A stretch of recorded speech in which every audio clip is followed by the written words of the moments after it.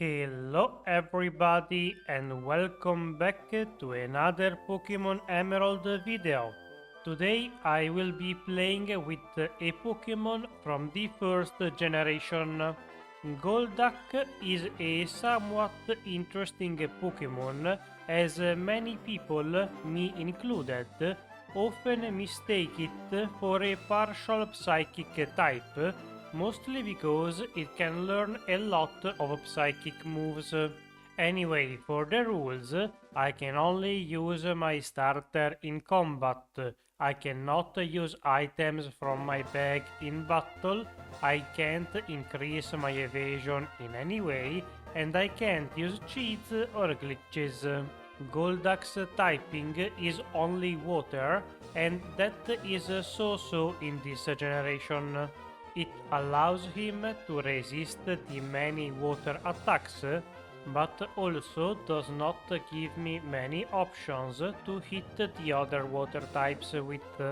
The start of the game is going to be a bit weird, as I was expecting a water Pokémon to get a stab move somewhat early into the game. Instead, Golduck does not learn anything interesting until level 16, and guess which move it learns? Confusion! No wonder it is believed to be part psychic type. Anyway, even though that move is not stab, it is still special, and so it can help me a lot in the fight against Roxanne. So I leveled a bit until I learned it and then took on the first gym leader. Her first two Geodudes are not that big of a deal, they are both defeated in a couple of confusions each, and I even managed to make her waste the potions in the second Geodude fight. For the Nosepass, things get a bit interesting. My damage output is not that great, but I can disable his Rock Tomb, and so she cannot do much to me anymore. The fight lasts quite a while, and so disable eventually falls off, but that's too little too late for her, as I can close the fight in my favor in the next round. Once we have acquired the first badge, we can use the HM cut out of combat, and even though it is not required to beat the game, that's still good. It allows me to fight the trainers and gather items that I can sell later for some stuff. After doing the usual side quests around town, we can take on the fight against our rival just before leaving. I was a bit worried about this one, mostly because her starter now has Absorb, which is stab and super effective, and so that move could do some decent damage. Fortunately, my stats are still greater than Trico, and so I can take a few of those attacks and defeat it. Next up, since I have a psychic move, it should be easy to defeat Brawly. The only Pokémon that leaves a hit is Meditite, but gets confused and defeats itself. Even Makuhita, which is usually quite tanky, is one-shotted by a crit. And so we now have two badges, and I do not have to worry about this guy later on. Resuming our journey, we get to Slateport, where we have to fend off a couple of Team Aqua grunts. Their Carvanas are part Dark type, and so I cannot use Confusion on them. Instead, I have to hit them with Scratch, which does not deal as much damage as I was hoping, in part because the nature lowers my physical attack. Their rough skin ability lowers my HP quite a bit, but eventually I can defeat them, and after having to listen to Archie for quite a while, I can resume the grinding, because my next encounter is going to be against our rival once again. This time around, she is much more dangerous as her starter has now evolved. Grovyle has a lot more stats, but does not deal that much extra damage because it is still stuck with Absorb. I was able to disable it, but it did not matter as I got a one-shot crit the next turn. Once we have defeated our rival here, we can get to Mobile, where we have to fight the hardest battle yet. Wattson is able to defeat me once, but the second attempt goes much better. For this fight, I bought the Ice Beam TM. It's going to be a great boost to my damage output, but unfortunately it is resisted by Magneton. For that guy, I was able to confuse him with a Swagger, and even though he can sneak a Thunder Wave through, I can disable it the next turn. I have to admit, disable is being quite useful in this run, and I was very much not expecting that. Manectric poses a bit of a threat, but I can endure his attacks and eventually defeat it too. With this badge acquired, we can now use Rock Smash, and thanks to that HM we can explore the rest of the mainland.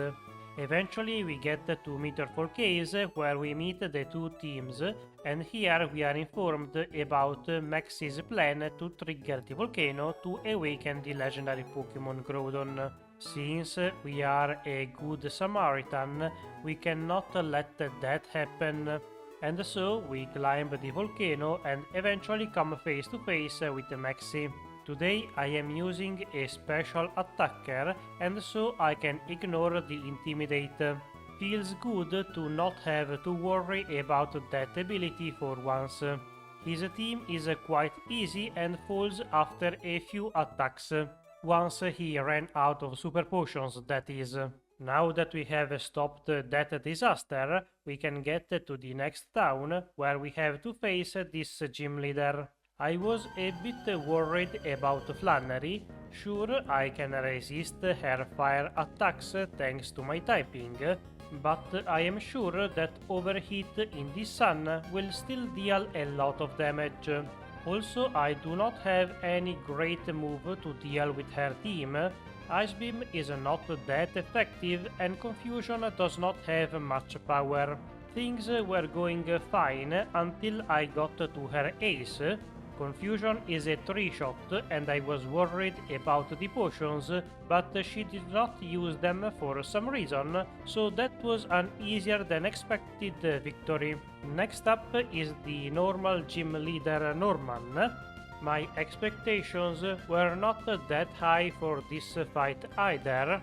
Ice Beam is neutral, which is great, but since I am not very bright, I started off the fight with a bunch of confusions. Unfortunately, Ice Beam cannot one-shot his Pokémons, and so they can chip me down quite a bit, except for Linoon, who got frozen. But of course, the main problem in this fight is the slacking. I get immediately crit, which was very bad, and since I could not defeat the slacking in time, I attempted to confuse him with the Swagger. This turned out to be an extremely good decision, because he hit himself 2 times in a row, and that gave me enough time to defeat the big guy and get this badge too. By completing this gym, we finally get the HM for Surf, which is going to be very useful in our journey, but also is going to be the first stab attack I get.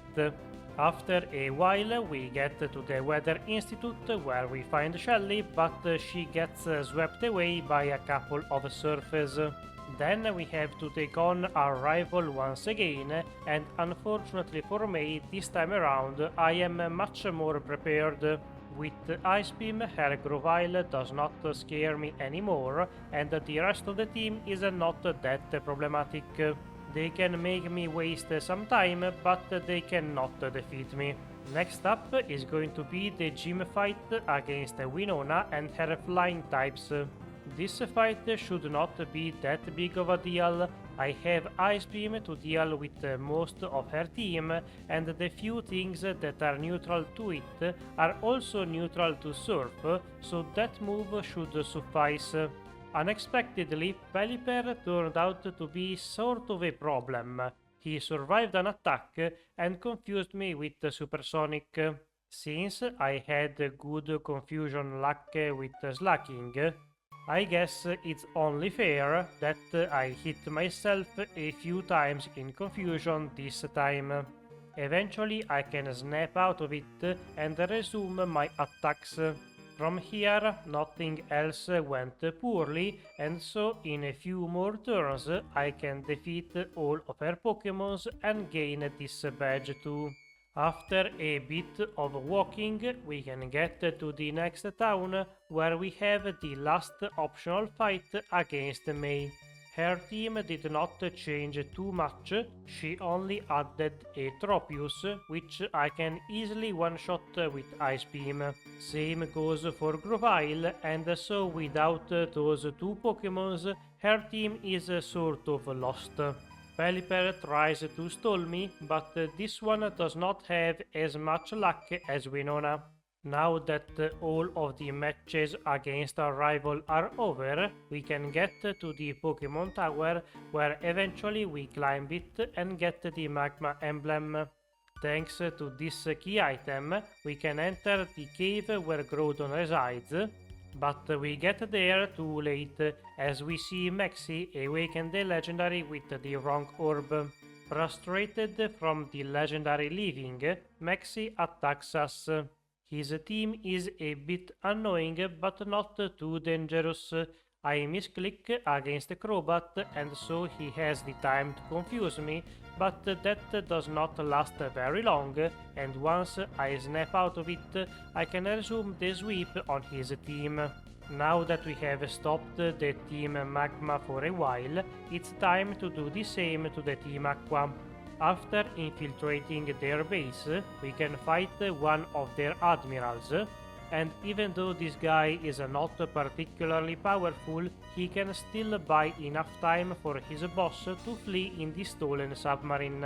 Next, I did some grinding and finally challenged Tate and Liza. I was very unsure about how this fight would go. Surf is a great move for this fight, and it's even stab, but my special attack is not very high, and so I was worried they could take my attacks. That was not the case, and so I was able to defeat all of their Pokémons by spamming a few Surfes. Surfai? Not sure what the plural of Surf is. Anyway, now that we have defeated them, we can get to the next double fight of this island. In this one, we have Steven to help us out against the leadership of Team Magma. For this fight, Surf is particularly great, as none of their Pokémons resist it, and their Camerups are very weak to it.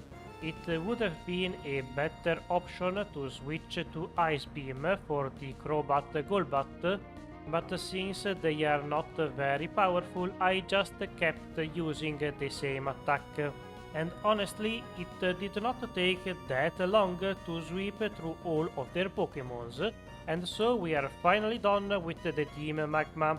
Next up, we have to use the Dive HM to reach the Seafloor Cave. Here we get to the legendary before Archie, and so we can try to stop him with a challenge.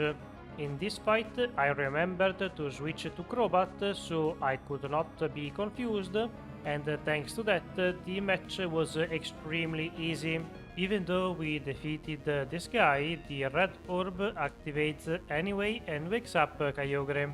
Now that both of the region legendaries are awake, they started fighting each other, causing the weather in the region to switch back and forth from sun and rain very quickly.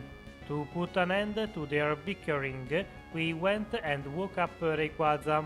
The third legendary of the trio quickly came down from the sky and stopped the other two from fighting anymore. And now that the world is safe, we can resume the badge collection with the fight against the last gym leader. Juan mainly uses water types, which are fine for us. After the fight against Tate and Liza, I got the TM for Calm Mind and finally taught it to Golduck. I took the time at the start of the fight to use it multiple times against Ladvisk because that Pokémon cannot do that much damage. Once I increased my special attack by quite a lot, I went on the offensive and started defeating his Pokémons with confusion. I had to switch attack for Crodent since that guy is part dark and accidentally misclicked against Kingdra. Fortunately, the double team he used did not matter, and so I obtained the last badge. Now that we have all of them, we can finally enter the victory road, and here we are soon challenged by the secondary rival of the game. I was unsure whether I had enough damage to deal with Wally's team, and so I used a Calm Mind at the start. I took a bit of damage for it, but now I have enough stats to sweep through the rest of his team. By switching between Surf and Ice Beam, I can make sure to hit the enemy Pokémon with at least a neutral move, and with the increased stats, that should be enough for a one-shot. I went back and bought Psychic and tried to teach it to Golduck, but for some reason he cannot learn it, even though he can get it through breeding. Whatever.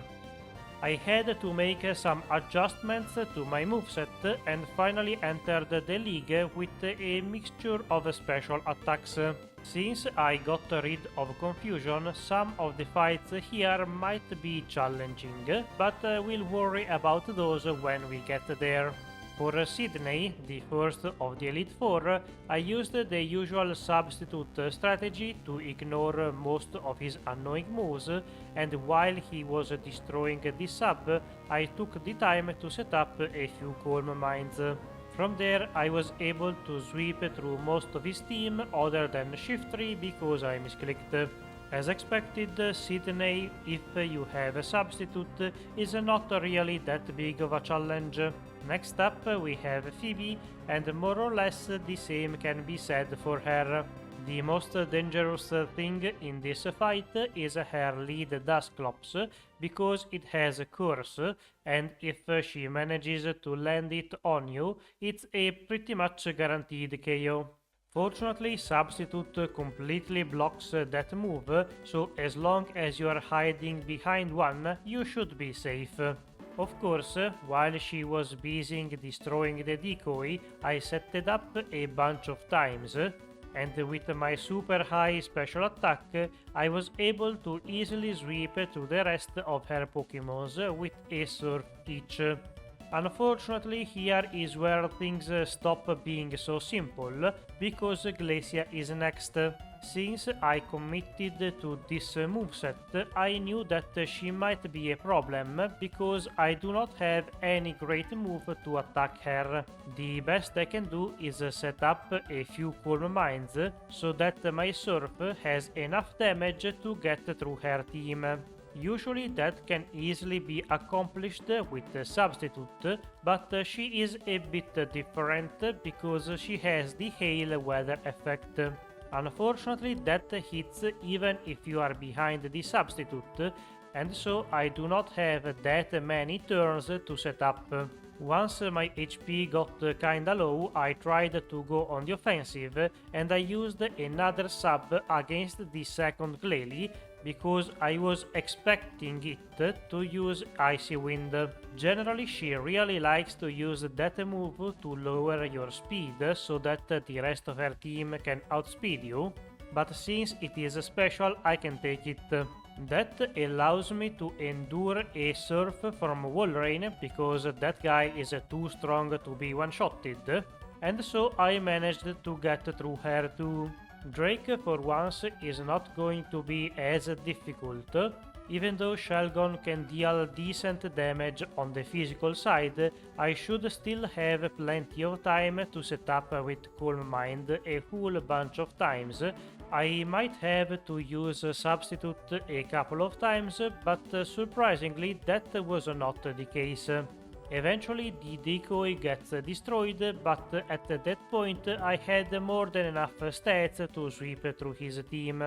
I could have used another sub to maybe be a bit more safe, but I did not think that was really needed.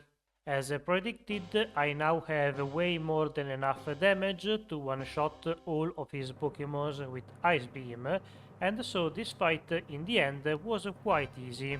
Unfortunately, the same cannot be said for the champion. His team is made of all water types, and so my attacks are not going to be that effective. I lost a few times against him before using a couple of rare candies, just enough to get a couple extra levels.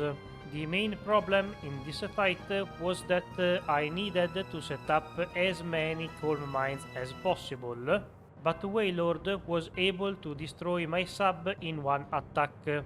From the damage I saw that it was very close, and so by gaining another extra couple of stat points in HP and defense, I was able to make my sub last one extra turn. Ultimately that was not really needed. Once I got to Ludicolo, that Pokémon started setting up a bunch, and so it gave me the time to set up too. Things could still go badly because since he used a bunch of double teams, it is now very hard for me to hit him. Eventually he started attacking me too, but since all of his attacks are special and my special defense is extremely high too, he should have a hard time breaking through. Eventually I managed to land a hit, and with all that special attack it was enough for a one-shot. The same cannot be said for Tentacruel, who survives an attack and then instantly breaks my substitute with a Sludge Bomb. Things were not looking too good at this point. I think I might have had enough HP to use another sub, but I was not sure, and so I preferred going on the offensive. Fortunately, my Lotic does not use Toxic, and so I had enough HP left to endure the few attacks I got hit by and defeat the remaining Pokémon on his team, and that's how Golduck finally became the champion of the Hoenn region. Overall, Golduck was not too bad, but it would have been much better if it was able to learn Psychic, and also it was able to learn maybe Water Gun or something like that earlier on. Thank you for watching. If you enjoyed the video, leave a like, subscribe and all of that. If you have comments, write them down, and I'll see you next week. Bye!